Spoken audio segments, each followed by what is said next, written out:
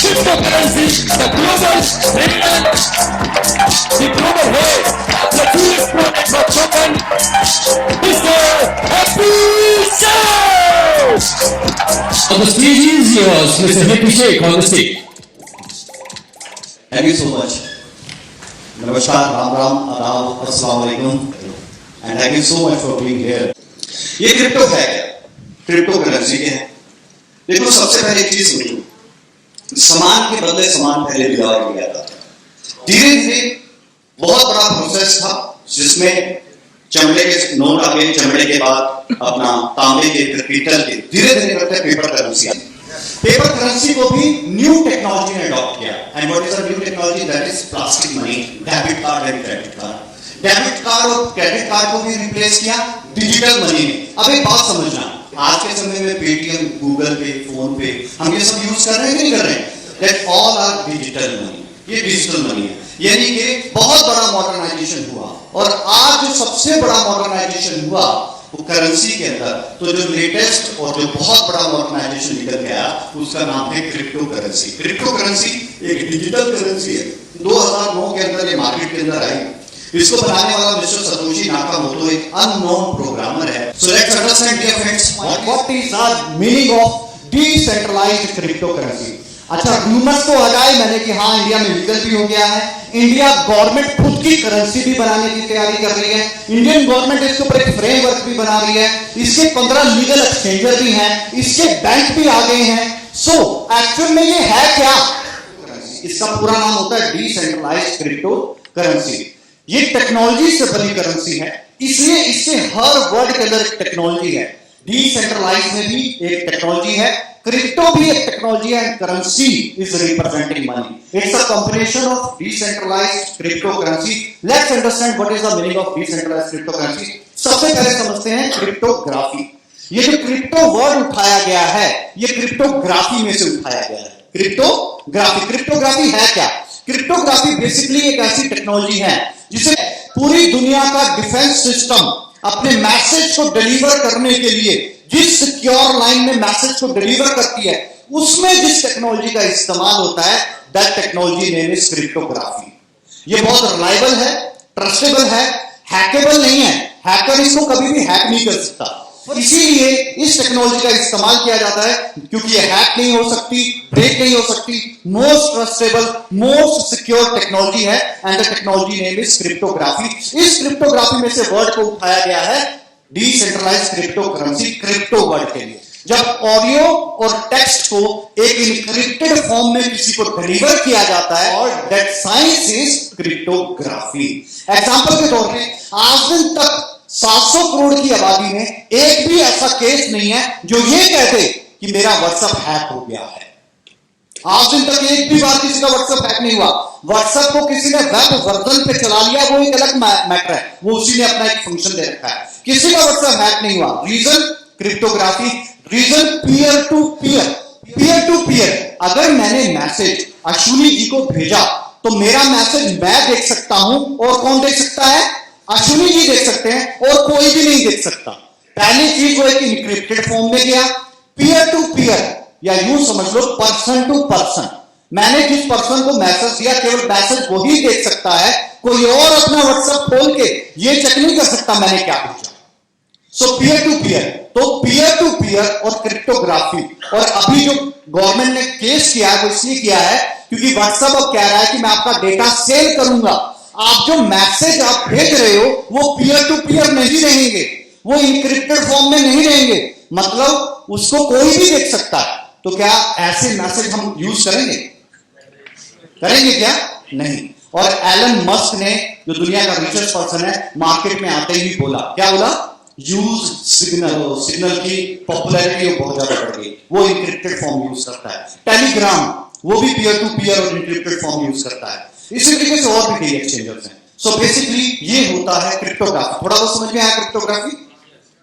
ठीक है। Peer to peer technology का एडवांस लेवल है, that's why we are calling peer to peer. इसलिए हम पीयर टू पीयर बोलते हैं। अदरवाइज आप पर्सन टू पर्सन भी बोलोगे तो वो भी चल जाएगा फॉर अंडरस्टैंडिंग। ठीक है। अगला पॉइंट क्या है इस टेक्नोलॉजी के अंदर? नेक्स्ट है इसके अंदर डिसेंट्रलाइज्ड सिस्टम। बड़े ध्यान से समझना। There is a lots of question. कौन रेगुलेट करता है, कौन है इसके पीछे, गवर्नमेंट से कहां से अप्रूवल लेनी है, कौन इसको चला रहा है, आरबीआई ने परमिशन दिया कि नहीं दिया, उन सारी चीजों का जवाब दें। इसके मेन फीचर क्या है? सेंट्रलाइज। जब से हम इंसान बन के हमने अपनी बुद्धि का इस्तेमाल करना शुरू किया, तब से हम जिस सिस्टम का इस्तेमाल कर रहे हैं दैट इज सेंट्रलाइज्ड। सेंट्रलाइज है क्या? जब ताकत एक जगह पे, एक व्यक्ति के पास, एक कम्युनिटी के पास, एक गवर्नमेंट के पास, एक बॉडी के पास, एक ऑर्गेनाइजेशन के पास होती है, दैट कॉल्ड सेंट्रलाइज्ड पावर। अगर मोदी साहब ने डिसीजन लिए डीमोनेटाइजेशन का, रीजन पावर किसके पास थी? मोदी जी के पास। दैट मींस उनकी गवर्नमेंट के पास सेंट्रलाइज्ड पावर थी। अब इसे टेक्नोलॉजी की दुनिया में समझते हैं थोड़ा सा। मेरे लैपटॉप का डेटा, अगर मेरा, क्या ये चांसेस है मेरा लैपटॉप खराब हो सकता है? ऐसा चांसेस है ना? अब मैं सोचूंगा मैं इसका डेटा निकाल के किसी पेन ड्राइव में या हार्ड ड्राइव में रख लूं। अगर कभी लैपटॉप खराब हुआ तो मेरा डेटा तो खराब नहीं होगा। सो फाइनली अगर मैंने पेन ड्राइव यूज किया या हार्ड ड्राइव यूज किया, तो कई बार लंबे समय तक पेन ड्राइव हार्ड ड्राइव को ना यूज करें तो वो भी करप्टेड हो जाता है, वो भी खराब हो जाता है। तो इसका सोल्यूशन क्या निकल के आया? आप ऑनलाइन सेव कर लो सर्वर पे। अब ये जो सर्वर क्या है, यूट्यूब चलाते होंगे ऑलमोस्ट लोग सभी। यूट्यूब पे जो गाने हैं वो भी तो कहीं पे सेव है, वो भी तो कहीं 1 GB 2 GB कहीं पर वो भी तो सेव है गाने। और वो जहां पर सेव है, ऑनलाइन जहां पे सेव है, दैट इज सर्वर। वो एक सर्वर पे सेव है। उसी सर्वर का पार्ट बना के हमें दे दिया जाता है कि आप भी जैसे सैमसंग क्लाउड आ गया, आई क्लाउड आ गया, आप ये स्पेस ले लो। जैसे हर जीमेल इस्तेमाल करने वाले को गूगल 15 GB फ्री देता है गूगल ड्राइव के ऊपर, आप अपना डेटा वहां पे 15 GB तक सेव कर सकते हैं। अब मैं ये कह रहा हूं, अब ये जो एक जगह पे डेटा रखा है दैट इज सेंट्रलाइज्ड। इसे एक जगह पे ना रख के डिसेंट्रलाइज कर दो, इसको एक सर्वर पे ना रख के बिलियन ऑफ सर्वर पे सेव कर दो। कितने? बिलियन ऑफ सर्वर पे सेव कर दो। अब यहां पे डिसएडवांटेज क्या होगा बिलियन ऑफ सर्वर पे सेव करने का? एक जगह पे रखना ही बहुत मुश्किल का काम है। 50 जगह रखू है तो या कोई चुरा ना ले, या कोई हैक ना कर ले, सिक्योरिटी ना लूज कर ले। लेकिन अगर क्रिप्टोग्राफी लगी है तो क्या कोई डेटा निकाल सकता है? नहीं निकाल सकता। पीयर टू पीयर है, वैसे नहीं कोई छेड़खानी कर सकता। डिसेंट्रलाइज है, मतलब डेटा एक सर्वर पे सेव ना करके बिलियन ऑफ सर्वर पे सेव कर दिया जाए तो क्या कभी डेटा खत्म होगा? एक ही सूरत में डेटा खत्म हो सकता है जब पूरी दुनिया में से इंटरनेट खत्म हो जाए। और इसकी पॉसिबिलिटी वैसे नहीं है, लेकिन कोरोना ने आके बहुत कुछ सिखा दिया। हम कहते हैं अगर है भी तो भी कोई दिक्कत नहीं है, जिस दिन दोबारा किसी ने इंटरनेट बना के प्लग इन किया, ये दोबारा फिर जिंदा हो गया। पेपर करेंसी को जलाया जा सकता है, खत्म किया जा सकता है, क्रिप्टो करेंसी को कभी भी जलाया नहीं जा सकता और कभी भी खत्म नहीं किया जा सकता। ये एडवांस वर्जन है करेंसी का, क्योंकि पूरा टेक्नोलॉजी से बना है, राइट? सो अब ये सेंट्रलाइज्ड होता, इसको कोई रेगुलेट कर रहा होता तो ये कभी भी ग्रो ना करता। एग्जांपल देता हूं प्रैक्टिकल। 2020 के अंदर को लॉकडाउन लगा था। यहां तक हो सकता है, यहां पहले लग गया 22 को लगा, 22 मार्च को। अब जब सारे कारोबार ठप हो रहे थे, छोटे बिजनेस, बड़े बिजनेस, एंटरप्रेन्योर, प्रोफेशनल, सबके सब हाथ हो रहे थे। ठेले वाला, बिजनेस वाला, दुकान वाला, करियाने वाला, मॉल वाला, रेंट वाला, जिसने किराए पे प्रॉपर्टी दी है, वो सारे परेशान हुए कि नहीं? इवन कई कंट्रियां बर्बाद हो गई कोरोना काल के अंदर। यस और नो? तो वो सारी जितनी भी चीजें सेंट्रलाइज थी वो सब बर्बाद हो गई। और लोगों को तब लग रहा था सेंट्रलाइज ही सही है, ऐसा नहीं होता, वैसा नहीं होता, क्योंकि पूरी दुनिया सब सेंट्रलाइज थी। एक ही चीज डिसेंट्रलाइज थी और वो क्या था? Crypto currency. अब कोरोना काल में पूरी दुनिया पे दुष्प्रभाव पड़े तो क्रिप्टो करेंसी पे भी तो दुष्प्रभाव पड़ने चाहिए थे। यस और नो? और क्रिप्टो करेंसी का दुष्प्रभाव मैं बताता हूं। जब लॉकडाउन लगा मार्च में, जो क्रिप्टो एक्सपर्ट थे, क्या प्राइस था बिटकॉइन का? 4.5 लाख का था। और दिसंबर 2020 में, अभी जो दिसंबर गया, तब तक लॉकडाउन के प्रभाव थे 6 महीने के, तो 4.5 लाख का था। तो इसके दुष्प्रभाव तो ये होने चाहिए कि बिटकॉइन की कीमत घट के 40,000 रुपया रह जानी चाहिए। इतना तो गिरना चाहिए। क्या प्राइस था दिसंबर 2020 में बिटकॉइन का? कितना? 36 लाख रुपया। It's a live example.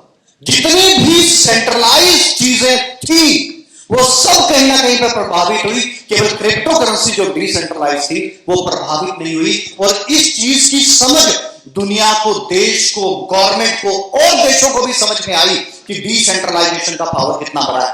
और जो क्रिप्टो करेंसी उस वक्त क्रिप्टो करेंसी था जिसमें लॉकडाउन लगा था, लॉकडाउन के टाइम 4 लाख रुपए का था और आज का प्राइस जानते हो कितना है? सिर्फ 40 लाख रुपए टच किया।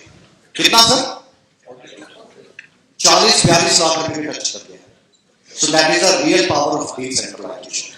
समझ में आ गया sir? Power of decentralisation. So अभी तक जो सिस्टम चल रहा है पूरी दुनिया में वो सेंट्रलाइज चल रहा है या डिसेंट्रलाइज चल रहा है? सेंट्रलाइज चल रहा है। सिर्फ डिसेंट्रलाइज एक ही चीज है और वो क्या है? Crypto currency. आज इस चार्ट को देखेंगे तो समझ में आएगा सेंट्रलाइज क्या है। ये मेन बीच में रिजर्व बैंक ऑफ इंडिया है और ये इधर सारे बैंक है, चाहे पीएनबी, एसबीआई है, आईसीआई है, एचडीएफसी है। पावर किसके पास है? सारी अलग अलग, हर स्टेट में अलग अलग गवर्नमेंट हो जाए चाहे, लेकिन पावर किसके पास होगी? सेंट्रल गवर्नमेंट के पास होगी। तो यहां पर एक जगह पे पावर नहीं है, यहां पे कई जगह पे पावर है। अगर टेक्नोलॉजी की दुनिया में समझे तो एक जगह पे डेटा नहीं पड़ा, बिलियंस ऑफ सर्वर पे डेटा पड़ा। उस डेटा को खत्म करना एक किस्म से नामुमकिन है। अब ऐसी चीज से बनाया गया है क्रिप्टो करेंसी को। That's why they word use decentralised. समझ में आई बात? कंप्लीट डिसेंट्रलाइजेशन ही इसका मेन प्रोटोकॉल है और इसी प्रोटोकॉल के ऊपर हमें काम करना चाहिए। सो क्रिप्टोग्राफी क्या होती है? समझ में आई क्रिप्टोग्राफी? यस और नो? दूसरी चीज डिसेंट्रलाइजेशन और तीसरी चीज that is the currency. Currency is representing money. So it's a combination of decentralized cryptocurrency. I hope so थोड़ा बहुत समझ में आया। And the next one is very much important. That is blockchain. ये वो टेक्नोलॉजी है, इससे आगे अभी कोई टेक्नोलॉजी नहीं बनी और इसके बारे में ये बताया जाता है कि जिस भी फील्ड में, जिस भी क्षेत्र में, जिस भी जगह पर ब्लॉकचेन को इंप्लीमेंट कर दिया जाए वहां पर स्कैम का रेशियो 0 हो जाएगा। There is no space for scam. Blockchain एक टेक्नोलॉजी है और ये ब्लॉक्स की चेन है। लेट्स अंडरस्टैंड ये ब्लॉकचेन कैसे काम करती है, बड़े ध्यान से समझिए। ब्लॉकचेन क्रिएट करने के लिए 3 चीजों की जरूरत पड़ती है: data, hash and hash of previous block. 3 चीजें हैं: data, hash of previous block. Let's understand data क्या है। Data is giver, receiver and the purpose of transaction. हम फाइनेंस की बात कर रहे हैं तो हम पैसे की बात कर रहे हैं। एग्जांपल, मैंने मुमताज जी को या असलम जी को $100 ट्रांसफर किए। अब data giver, receiver and the transaction amount. तो यहां पर गिवर कौन है? मैं हूं। मैंने असलम जी को $100 ट्रांसफर कर दिए, तो असलम जी रिसीवर हैं and the amount of transaction कितना है? $100 है। तो डेटा कंप्लीट हुआ। अब ये अलग अलग फील्ड में कैसे होगा? एग्जांपल के तौर पर अगर रियल एस्टेट पे अगर ब्लॉकचेन इंप्लीमेंट कर दिया जाए, मैंने 1000 स्क्वायर यार्ड प्रॉपर्टी खरीदी, आई एम द बायर, देने वाला गिवर और seller and the purpose of transaction is property. समझ में आ रही है बात? हर डिपार्टमेंट में ब्लॉकचेन को इंप्लीमेंट किया जा सकता है और इंडिया में किस डिपार्टमेंट में इंप्लीमेंट हुआ और किस किस में होगा वो भी सारा बताऊंगा। सो लेट्स अंडरस्टैंड ये ब्लॉकचेन है क्या। ब्लॉकचेन के लिए चाहिए data, data giver, receiver and the transaction amount. और दूसरी चीज है हैश। हैश एक यूनिक आइडेंटिफिकेशन नंबर होता है। जब भी कोई ट्रांजैक्शन होती है तो एक ट्रांजैक्शन कोड जनरेट होता है और ब्लॉकचेन के अंदर ये जो कोड है ये अल्फा न्यूमेरिक अपर केस और लोअर केस के कॉम्बिनेशन से बनता है और ये कभी भी मैच नहीं होता। कभी भी कोई ट्रांजैक्शन आईडी किसी के साथ मैच नहीं होता। यहां पर बताया जाता है हैश को लेके कि 700 करोड़ की दुनिया में चेहरे तो मैच कर सकते हैं, चेहरे तो मिल सकते हैं, लेकिन हमारे फिंगरप्रिंट और रेटिना कभी भी मैच नहीं करती। यस और नो? तो ये जो ट्रांजैक्शन है इसमें इतनी जबरदस्त टेक्नोलॉजी लगाई गई है कि कभी भी कोई हैश किसी और हैश से मैच नहीं खाता। शायद आपको ना पता हो, टेक्नोलॉजी में एक छोटा सा चेंज बहुत बड़ा रेवोल्यूशन लेके आया। और जब बैंक ट्रांजैक्शंस करते थे नेट बैंकिंग से, तो ओटीपी नहीं आता था। 2007 में सबसे पहले ओटीपी लगाया गया। क्यों? क्योंकि पेमेंट ट्रांजैक्ट होती पता ही नहीं चलता। अगर किसी के हाथ में मोबाइल लग गया या नेट बैंकिंग का पासवर्ड लग गया, वो पेमेंट अमेरिका में एक खाते से पैसे निकले, उसके बाद ओटीपी लगना शुरू हुआ। और एक ओटीपी लगने से बहुत बड़ा रेवोल्यूशन क्रिएट हो गया। सो एक छोटा सा चेंज बहुत बड़ा रेवोल्यूशन क्रिएट करता है। इन द सेम हैश एक यूनिक आइडेंटिफिकेशन नंबर है। And the next one is, जो तीसरी चीज है जो ब्लॉकचेन को बनाती है, that is hash of previous block. Blockchain कैसे बनती है या ब्लॉक्स की चेन कैसे बनती है, लेट्स अंडरस्टैंड। ब्लॉकचेन बनाने के लिए तीन चीजें चाहिए, data, hash and hash of previous block. Data क्या है? Giver, receiver and the purpose of transaction. And hash क्या है? Unique identification number. टेक्नोलॉजी का एडवांस वर्जन है, that's why they are using hash. And third one is hash of previous block. Blockchain के अंदर जो सबसे पहला कॉल जो ब्लॉक बनता है, जो पीछे हमको नहीं दिख रहा, मैं अभी ये स्लाइड चेंज करूंगा, ये ऊपर आ जाएगा, फिर आपको दिख जाएगा। ब्लॉकचेन में पहला block that called genesis block. अब ये जो जेनेसिस ब्लॉक है, ये डेवलपर के द्वारा बनाया जाता है, स्मार्ट कॉन्ट्रैक्ट्स के द्वारा बनाया जाता है। अब ये ट्रांजैक्शन समझना, ब्लॉक की चेन कैसे बनती है। एग्जांपल, मैंने $100 असलम जी को भेजे, ब्लॉकचेन पे क्या इफेक्ट पड़ेगा, इस चीज को समझते हैं। सबसे पहले चाहिए data. I am giver, sir receiver and the purpose of transaction $100। जैसे ही ट्रांजैक्शन होगी, एक ब्लॉक, हर ट्रांजैक्शन पे एक ब्लॉक क्रिएट होता है। जैसे ही ये ब्लॉक क्रिएट होगा, तो ब्लॉक क्रिएट होते ही एक हैश बनेगा। डेटा गिवर रिसीवर, मैं ऊपर ही दिखाता हूं, बहुत लोगों को नहीं दिख रहा। डेटा ये है कुंडी, पहला block that called genesis block. मैंने $100 सर को ट्रांसफर किए, तो एक ब्लॉक क्रिएट हुआ। इस ब्लॉक के अंदर डेटा क्या है? I am giver, sir receiver and the amount of transaction is $100। Hash एक यूनिक आइडेंटिफिकेशन नंबर।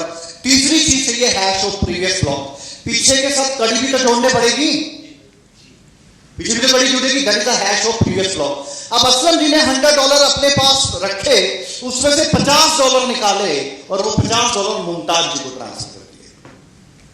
क्या होगा? जैसे ही इन्होंने $50 ट्रांसफर किए, तो $50 ट्रांसफर करके ब्लॉक क्रिएट होगा। ब्लॉक में डेटा चाहिए।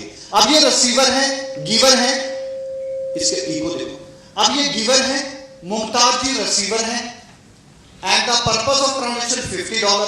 हैश एक नया आइडेंटिफिकेशन नंबर जुड़ेगा और हैश हो, और इसी हैश से जुड़ेगा पुराना हैश, तभी तो कड़ी से कड़ी जुड़ेगी। यस और नो? अब अगेन मुमताज जी ने $100 हमारे अश्विनी जी को ट्रांसफर कर दिए, और $50 थे, $50 में से 50 के 50 कर दिए या 25 कर दिए, एग्जाम्पल 50 कर दिए। तो जैसे ही $50 ये ट्रांसफर करेंगे आगे, तो एक और ब्लॉक क्रिएट होगा, डेटा। अब Mumtaz ji giver, Ashwini ji receiver, purpose of transaction $50, एक ट्रांजैक्शन आईडी जनरेट होगा, और हैश ऑफ प्रीवियस ब्लॉक पिछले आईडी के साथ इसका जुड़ा होगा। समझ में आई सब चीज? ब्लॉकचेन कैसे बनती है समझ में आई? अभी ज्यादा समझ आएगी, बताता हूं एग्जांपल के साथ। 1980 की एक प्रॉपर्टी थी, लैंड एंड एक्विजिशन सिस्टम। 1980 की एक प्रॉपर्टी थी, 1990 में बिकी, सन 2000 में बिकी, अब 2020 में मैंने खरीदना है उस प्रॉपर्टी को। अगर ब्लॉकचेन लगा होगा, तो इसमें कहीं पर भी कोई भी स्कैम नहीं हो सकता। हम इसके ऊपर चर्चा कर रहे हैं।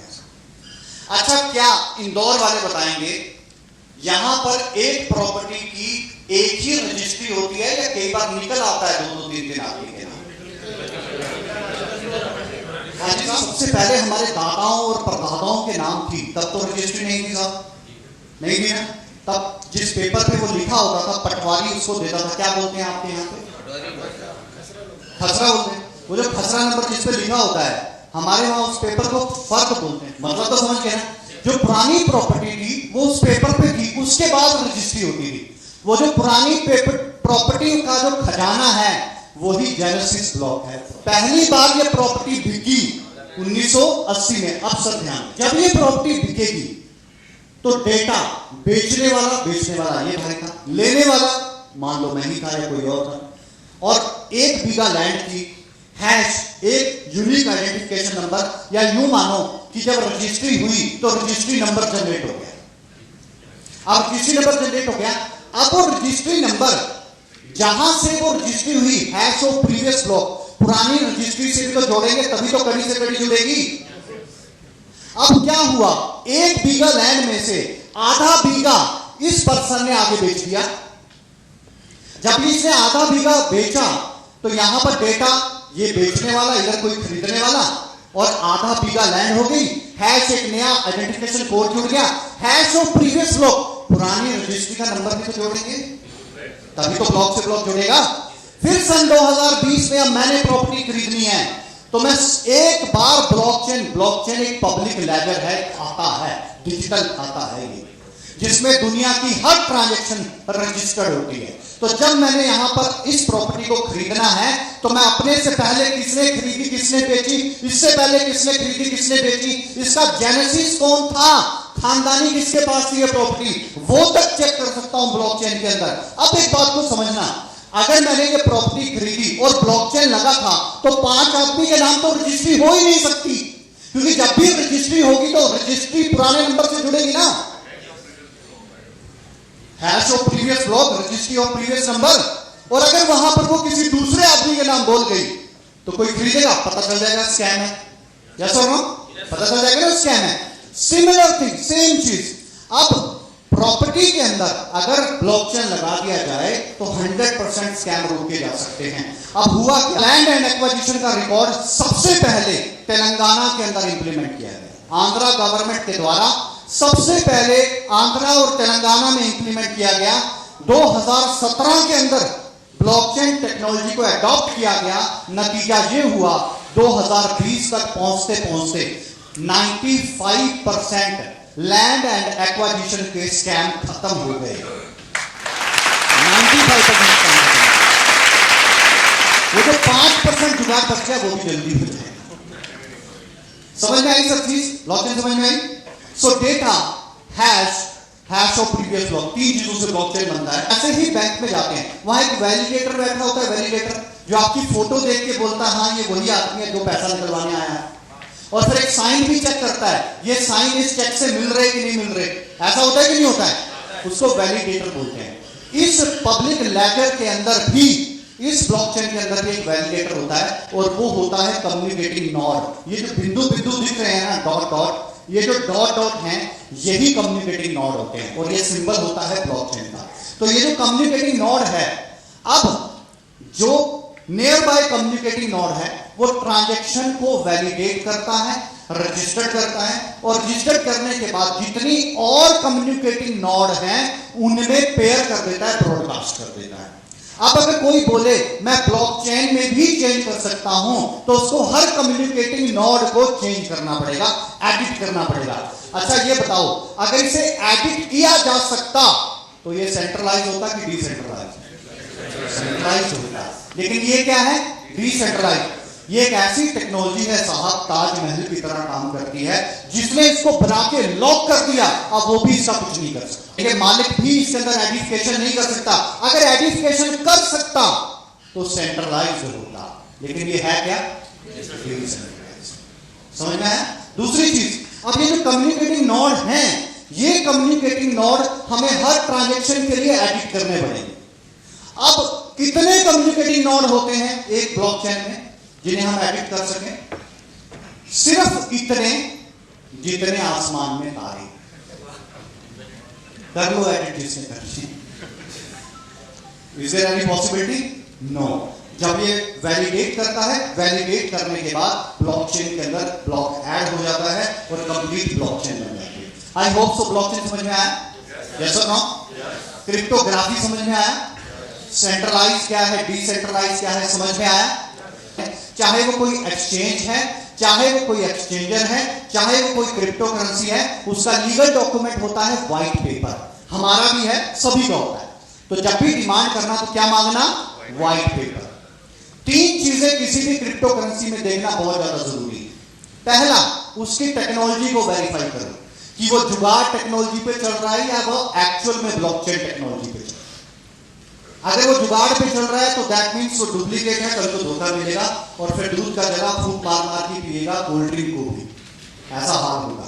दूसरी चीज, टेक्नोलॉजी वेरीफाई हो जाए उसके बाद देखो कंप्लीट डिसेंट्रलाइजेशन, क्या वो करेंसी एक्सचेंज के ऊपर अभी आई है कि नहीं आई है। पहले कई करेंसीज एक्सचेंज पे डायरेक्ट नहीं आती, आईसीओ के जरिए कुछ टाइम स्पेंड करती है, इन्वेस्टर्स को बेनिफिट देती है, फिर एक्सचेंज पे आती है। लेकिन एक्सचेंज पे आना जरूरी है। जब करेंसी एक्सचेंज पे आ जाती है दैट मींस कंप्लीट डिसेंट्रलाइजेशन हो जाता है। जिसने उस करेंसी की कोडिंग करवाई थी उसके हाथ में भी अब कुछ नहीं है, दैट मींस कंप्लीट डिसेंट्रलाइजेशन। तीसरी चीज, कोई भी क्रिप्टो करेंसी बन जाती है तो उसका यूटिलाइजेशन हो रहा है कि नहीं। इन तीन चीजों के ऊपर किसी भी क्रिप्टो करेंसी की ग्रोथ और क्रिप्टो करेंसी को करना चाहिए। अगर ये तीन चीजें वेरीफाई नहीं होती तो कभी भी किसी क्रिप्टो में हाथ ना डालो, लॉस हो सकता है। किसी की बातों पे मोटिवेशन में मत आओ, उससे तीन चीजें पूछो, टेक्नोलॉजी वेरीफाई करवाओ, एक्सचेंज वेरीफाई करवाओ और अपना यूटिलाइजेशन वेरीफाई करवाओ। अगर ये तीन चीजें वेरीफाई हो जाती हैं उसके बाद क्रिप्टो में काम करना, फिर व्हाइट पेपर स्टडी करना, व्हाइट पेपर में उसका हिस्ट्री मैप चेक करना। बहुत से लोग अपने व्हाइट पेपर में हिस्ट्री मैप ही नहीं डालते, वो कौन है कभी बताते ही नहीं, वो क्या करेंगे ये बताएंगे। जब वो सारी चीजें वेरीफाई हो जाए, एक ही चीज थी, आज तक आदमी देखना पड़ता था, अब ये डिसेंट्रलाइज सिस्टम है, यहां बंदा देखने की जरूरत नहीं है। टेक्नोलॉजी, डिसेंट्रलाइजेशन और यूटिलाइजेशन देखो। बंदा चाहे खुद बोलता रहे ये प्रोजेक्ट ग्रो नहीं करेगा, मगर यूटिलाइजेशन सॉलिड है, टेक्नोलॉजी सॉलिड है, एक्सचेंज पे है, तो उसकी ग्रोथ को कोई दुनिया की ताकत नहीं रोक सकती।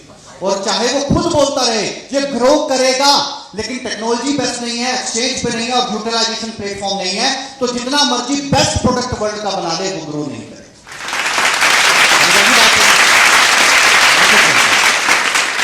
अब ये जो ट्रांजैक्शन कम्युनिकेटिंग नोट करते हैं, इतना टाइम लगता है इन ट्रांजैक्शन को बताने में, तो 20 मिनट लगा ब्लॉकचेन समझाने में, लेकिन ब्लॉकचेन में ट्रांजैक्शन होने में इतना टाइम। ये जो डॉट्स देख रहे हैं ऑल आर ट्रांजैक्शन, पूरे वर्ल्ड वाइड ट्रांजैक्शन चल रही है। Now come to the point, bitcoin.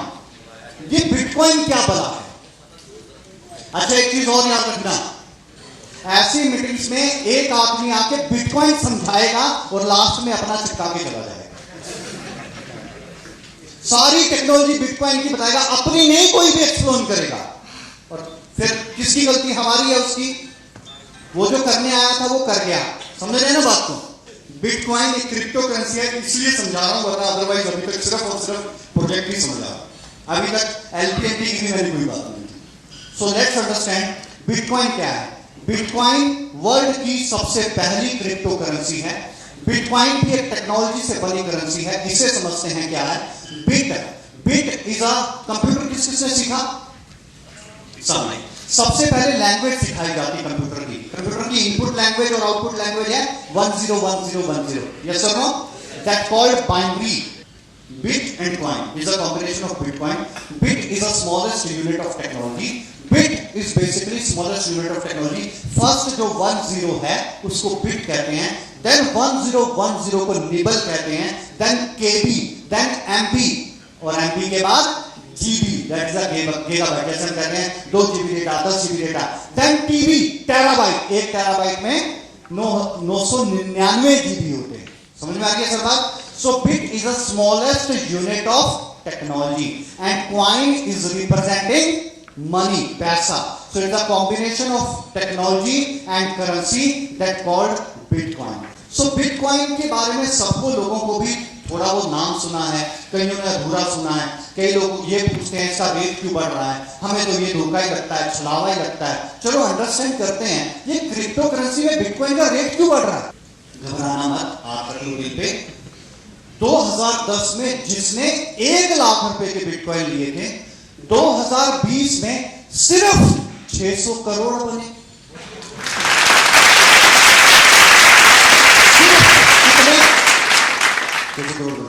क्यों प्राइस बढ़ रहा है? देखो, रिजर्व बैंक ऑफ इंडिया जब नोट छापने पे आता है तो क्या अपनी मर्जी से छापता है? ऐसे तो वो 1-1 करोड़ छाप के सबकी पॉकेट में डाल देगा। आप उन सारे करोड़पति कुछ करने की जरूरत नहीं। कोई प्रोटोकॉल तो है करेंसी छापने का। क्या चाहिए उस करेंसी के अगेंस्ट? गोल्ड चाहिए। जितना gold reserve bank of India के पास होगा उतनी ही वो करेंसी चाहता है। यस और नो? यही चल रहा है ना? अब समझना, क्रिप्टो में भी प्रोटोकॉल है। कितनी क्रिप्टो आप बना सकते हो उसका एक आपके पास पैरामीटर है। और क्रिप्टो करेंसी में आप जब भी कोडिंग करते हो उस वक्त डिफाइन करना पड़ता है कि कितने नंबर ऑफ टोकन्स या कितने नंबर ऑफ करेंसी बनाने जा रहे हो। जैसे बिटकॉइन का जब बनाया गया तो इसका प्रोटोकॉल पहले दिन बनाया गया कि नंबर ऑफ बिटकॉइन टोटल बनेंगे 2 करोड़ 10 लाख। कितने? 2 करोड़ 10 लाख। ना एक ज्यादा ना एक कम। अगर ज्यादा बन गया तो ये तो फिर सेंट्रलाइज हो गया, अगर कम बन गया ये तो भी सेंट्रलाइज हो गया। कोई चेंज नहीं है। 2 करोड़ 10 लाख का मतलब 2 करोड़ 10 लाख ही बनेंगे। ये इसका पहले प्रोटोकॉल है। ना तो करेंसी ज्यादा बनेगी ना कम बनेगी। सो इसका मतलब हो गया टोटल नंबर ऑफ बिटकॉइन कितने बनेंगे पूरी दुनिया में? 2 करोड़ 10 लाख। दूसरी चीज ब्लॉकचेन का ब्लॉक। एक ब्लॉक बनने का जो टाइम बताया वो 10 मिनट बताया गया। अगर 10 मिनट में कहते हैं ब्लॉक बनेगा तो इसकी माइनिंग होती है बिटकॉइन की। क्या होती है? माइनिंग। क्या होती है बताता हूं। माइनिंग सन 2140 तक चलेगी। कब तक? 2140 तक। चल क्या रहा है? 2021। आज से 120 साल और चलेगी माइनिंग। पता नहीं आप होंगे, पता नहीं मैं होऊंगा, लेकिन माइनिंग होगी। ये टेक्नोलॉजी। अब माइनिंग क्या चीज है ये समझते हैं तो ज्यादा इंटरेस्ट बनेगा। माइनिंग इलेक्ट्रॉनिक मशीनें हैं जिनको माइनर बोलते हैं, और इन माइनर्स को लगाया जाता है कंप्यूटिंग पावर के साथ। और कंप्यूटिंग पावर के साथ जब ये माइनर अटैच होते हैं तो इनके बीच में एक पजल होता है। उस पजल को वो सॉल्व करते हैं और ब्लॉक बनता है। जब वो सॉल्व कर देते हैं तो सॉल्व करने पे एक रिवॉर्ड मिलता है, और वो रिवॉर्ड सिमिलर करेंसी में मिलता है। अगर बिटकॉइन की माइनिंग हो रही है तो रिवॉर्ड किसमें मिलेगा? बिटकॉइन। किसी और करेंसी की माइनिंग हो रही है तो किसी और करेंसी में। अब ये जो बिटकॉइन की माइनिंग है इसके लिए माइनिंग प्लांट लगाए जाते हैं। अब माइनिंग प्लांट कितने बड़े होते हैं? जितना बड़ा हमारा शहर है इतने बड़े बड़े माइनिंग प्लांट लगाए जाते हैं। अच्छा, ये तो आपको पता ही होगा कि जब भी इलेक्ट्रॉनिक मशीन में से करंट निकलता है तो हीट प्रोड्यूस होती है कि नहीं होती? और वो जो हीट प्रोड्यूस, आपने देखा होगा एटीएम में एसी लगा होता है। क्यों लगा है? क्योंकि वहां पर हीट प्रोड्यूस होगी। जहां पर भी इलेक्ट्रॉनिक मशीन है वहां पर हीट प्रोड्यूस होगी। सो ये जो माइनिंग प्लांट है, बिजली का खर्चा बच जाए इसलिए ठंडे एरिया में लगाए जाते हैं। और वो ठंडे एरिया आइसलैंड, साइबेरिया, कनाडा का ठंडा एरिया, अमेरिका का ठंडा एरिया, चाइना का, जापान का, ऐसी जगह खरबों रुपया नहीं खरबों डॉलर इन्वेस्ट करने के बाद माइनिंग प्लांट लगते हैं बिटकॉइन के। ये जितने भी बिलियंस ऑफ डॉलर का माइनिंग प्लांट है इसमें से जो प्रोडक्ट निकलता है, प्रोडक्ट क्या है? बिटकॉइन। ये जितना भी बिलियंस ऑफ डॉलर का इन्वेस्टमेंट है उस प्लांट में, वो पूरा कहां से किया जाएगा? कहां से होगा? उस प्रोडक्ट से ही होगा ना। और वो प्रोडक्ट चाहे बिटकॉइन है चाहे कुछ भी है। आप ध्यान से समझना। सो प्रोटोकॉल था कि पहले 2 करोड़ 10 लाख बनेंगे। सन 2140 तक इसकी माइनिंग चलेगी। और बताया गया कि ब्लॉक सॉल्विंग जो रिवॉर्ड है एक फिक्स अमाउंट जो है वो बिटकॉइन में मिलेगा। और सबसे इंपॉर्टेंट चीज कि जब भी 2,16,000 ब्लॉक सॉल्व हो जाएंगे, ज्यादा टेंशन न लगाना दिमाग पे टेक्नोलॉजी टेक्निक्स में, बस यूं समझ लो 10 मिनट में एक ब्लॉक बनता है। 2,16,000 ब्लॉक बनने में 4 साल। कितने सर? 4 साल। बताया गया कि जब भी 4 साल या 2,16,000 ब्लॉक सॉल्व हो जाएंगे तो बिटकॉइन में हाफिंग होगी। क्या होगा सर? हाफिंग होगी। अगर पहले बिटकॉइन 100 बनते थे तो 4 साल बाद कितने बनेंगे? 50 बनेंगे। बिलियंस ऑफ डॉलर का इन्वेस्टमेंट वही है। 100 साल तो एक लैपटॉप भी नहीं चलता। कि चलता है? तो खुद देखो कितना बड़ा इन्वेस्टमेंट है। मशीन्स भी चेंज होनी है, ब्रेकडाउन होना है, मैन पावर भी चाहिए, है ना, और रिक्वायर्ड इलेक्ट्रिसिटी भी चाहिए, बहुत कुछ चाहिए। सो बिलियंस ऑफ डॉलर का इन्वेस्टमेंट के बाद हाफिंग होगी। तो पहले 100 बनते थे, अब कितने बनेंगे? 50। और फिर 4 साल बाद हाफिंग होगी, फिर कितने बनेंगे? 25। फिर हाफिंग होगी, कितने बनेंगे? ऐसे ही 12.5। ऐसे करते करते करते करते जब सन 2140 आएगा तो लास्ट बिटकॉइन बनेगा। बिटकॉइन कब बनेगा? सन 2140 में। ऐसे ही हाफिंग करते करते करते करते करते करते करते। अब ध्यान से समझना, बिटकॉइन का प्राइस क्यों गिर रहा है? पहली चीज, वर्ल्ड की सबसे मोनोपोली वाली करेंसी कौन सी है जो हर कंट्री की मजबूरी है यूज करना? US dollar. 1920 में $1 का $1 था। आज $1 में अपन 75-76 रुपए के हैं, या सुनो? तो अपन बढ़े या घटे? अब यूएस डॉलर को पेयर किया पहली बार किसी करेंसी, कौन सी? बिटकॉइन या क्रिप्टो। जितने काम यूएस डॉलर से, अब पूरे वर्ल्ड वाइड सारे काम यूएसडी से, एक्सपोर्ट इंपोर्ट, जितना भी इंपोर्ट है, जितना भी एक्सपोर्ट है, जितना भी आ रहा है, सब यूएस डॉलर में आ रहा है। अब वो जो यूएस डॉलर में है, अगर यूएस डॉलर को कहीं ना कहीं पे ये कवर कर रहा है क्रिप्टो करेंसी, तो जहां यूएस डॉलर चलता है वहां क्रिप्टो चलना शुरू हो गया, तो क्रिप्टो का वर्थ बनेगा या यूएस डॉलर का वर्थ? एक लॉजिक समझ में आ रहा है? बैंक में भी हो गया, यही नहीं कि बोलने में हो गया, जेपी मॉर्गन में हो गया, कई बैंक्स ने इसको पेयर कर दिया, नेस्डेक ने पेयर कर दिया।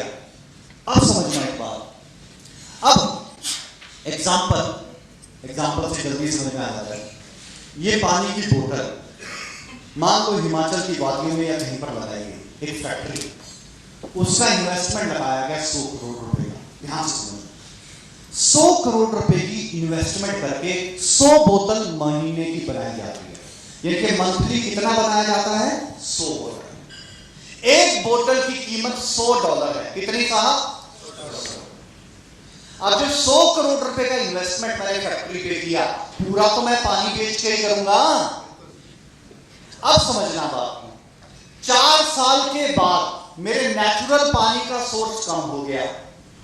अब जो मैं 100 बोतल बना रहा था महीने की पानी की, अब वो बोतल बन रही है 50। तो जब 100 बोतल थी तो पानी की बोतल की कीमत $100 थी, और अब बन रही है 50, तो पानी की बोतल की कीमत कितनी होगी? $50।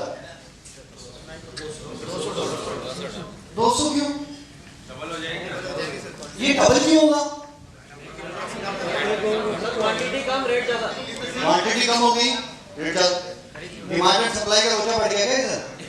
अब अगर ठीक 4 साल के बाद और नेचुरल पानी का सोर्स कम हो गया, अब 50 की जगह 25 बोतल बन रही है, तो अपनी बोतल की कीमत कितनी? अपन पहले पानी का ही धंधा कर लेते हैं, इसमें भी ग्रोथ बढ़ जाती है। अब समझना, अब जितना बिलियंस ऑफ डॉलर का इन्वेस्टमेंट लगा के एक माइनिंग प्लांट लगाया जाता है, और वो बिलियंस ऑफ डॉलर का इन्वेस्टमेंट का जो प्रोडक्ट बनता है वो बिटकॉइन बनता है।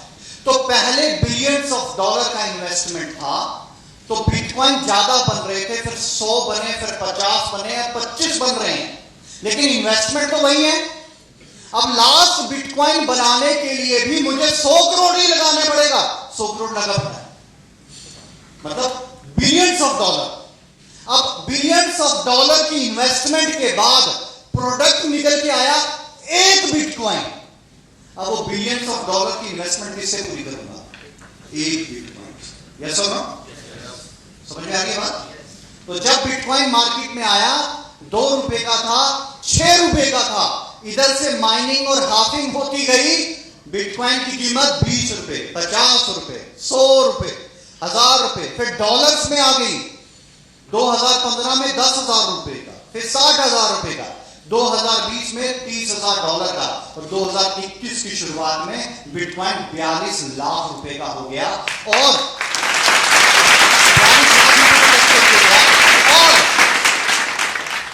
न्यूज और बिटकॉइन के ऊपर इसका प्रेडिक्शन 2028 का, 2028 में बिटकॉइन का जो प्रेडिक्शन लगाया गया है कि एक बिटकॉइन की कीमत सिर्फ $300 करोड़। अच्छा, मजे की बात बता रहा हूं, मजे की बात। जब था ये $10 का, तब अपन सयाने बन गए, अपने मतलब की चीज नहीं। अपन ने बहुत दुनिया घूमी, अपन ने बहुत दुनिया देखी। पहले था $10 का, अपन ने लिया नहीं, अब 40 लाख का, अब अपन ले नहीं सकता। 2 तरह की करेंसीज में बोला जाता है, एक क्वाइन है, एक टोकन है। क्वाइन जैसे आप एलपीएन टोकन सुनते होंगे, इन दोनों में कोई मेजर डिफरेंस नहीं है, टेक्नोलॉजी का डिफरेंस है। अगर ब्लॉकचेन अपना यूज हो रहा है तो क्वाइन है, ब्लॉकचेन के ट्रांजैक्शन के लिए किसी और का ब्लॉकचेन यूज हो रहा है तो वो टोकन है। ऐसा नहीं है कि कॉइन ज्यादा ग्रो करता है और टोकन कम ग्रो करता है, टोकन भी कॉइन से बहुत ज्यादा ग्रो कर सकता है। एग्जांपल देता हूं, जैसे अभी बात किया था बाइनांस का, तो बीएनबी का कितना नंबर रैंक है 8000 क्रिप्टो करेंसी में? 6 नंबर रैंक है, सही है यस और नो? कैथर का रैंक कितना है? 3 नंबर है, कैथर 80 नंबर पे आता है, यानी कि, और ये दोनों कैथर और बीएनबी ये ERC-20 है, सिमिलर, हमारी भी टेक्नोलॉजी वही है। सबसे पहले मैंने क्या बोला क्रिप्टो में देखने के लिए? टेक्नोलॉजी को वेरीफाई करो, टेक्नोलॉजी क्या है। सो टेक्नोलॉजी इज ERC, तो टेक्नोलॉजी वेरीफाई करो। कॉइन और टोकन में सिर्फ टेक्नोलॉजी का डिफरेंस है, इसके अलावा कुछ नहीं है, इस वजह से इसे कॉइन बोलते हैं, उसे टोकन बोलते हैं। So these words, thank you so much dear friends. Last तक बने रहने के लिए बहुत बहुत शुक्रिया। Thank you so much.